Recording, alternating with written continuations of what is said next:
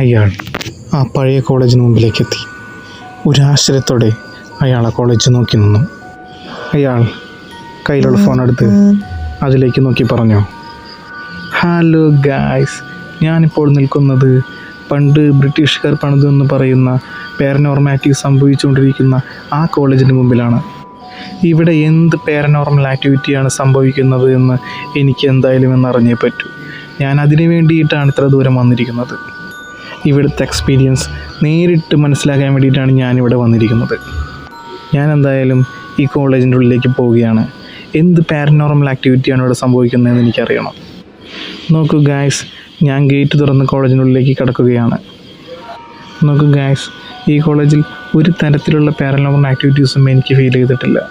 ഈ 20-ാം നൂറ്റാണ്ടിലും ഇതെല്ലാം നിങ്ങൾ വിശ്വസിക്കുന്നുണ്ടല്ലോ. പെട്ടെന്നാണ് അയാൾ ബിൽഡിങ്ങിന് മുകളിൽ എന്തോ കണ്ടതുപോലെ ഭയത്തോടെ അങ്ങോട്ട് നോക്കിയത്. തൻ്റെ കണ്ണുകളെ ആ യുവാവിന് വിശ്വസിക്കാനായില്ല. തന്നെ നോക്കിക്കൊണ്ട് ബിൽഡിങ്ങിന് മുകളിൽ ഒരു കറുത്ത രൂപം നിൽക്കുന്നത് അയാൾ കണ്ടു. ഭയന്ന് നിലവിളിച്ചുകൊണ്ട് കോളേജിന് പുറത്ത് വെച്ചിരിക്കുന്ന തൻ്റെ ബൈക്കിനടുത്തേക്ക് ആ യുവാവ് ഓടി. ബൈക്ക് സ്റ്റാർട്ടാക്കി ആ യുവാവ് മനസ്സിൽ വലിയൊരു ഭയത്തോടു കൂടി പുറകിലേക്ക് തിരിഞ്ഞു നോക്കി. ഇപ്പോഴും ആ രൂപം തന്നെ നോക്കിക്കൊണ്ട് ആ ബിൽഡിങ്ങിന് മുകളിൽ നിൽക്കുന്നുണ്ടെന്ന് ആ യുവാവ് തിരിച്ചറിഞ്ഞു.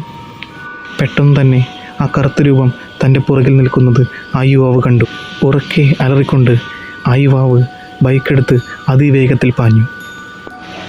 ഉറക്കെ അലറിക്കൊണ്ട് ആ യുവാവ് തിരിഞ്ഞു പോലും നോക്കാതെ ബൈക്കിൽ മുന്നോട്ട് പോയിക്കൊണ്ടിരുന്നു.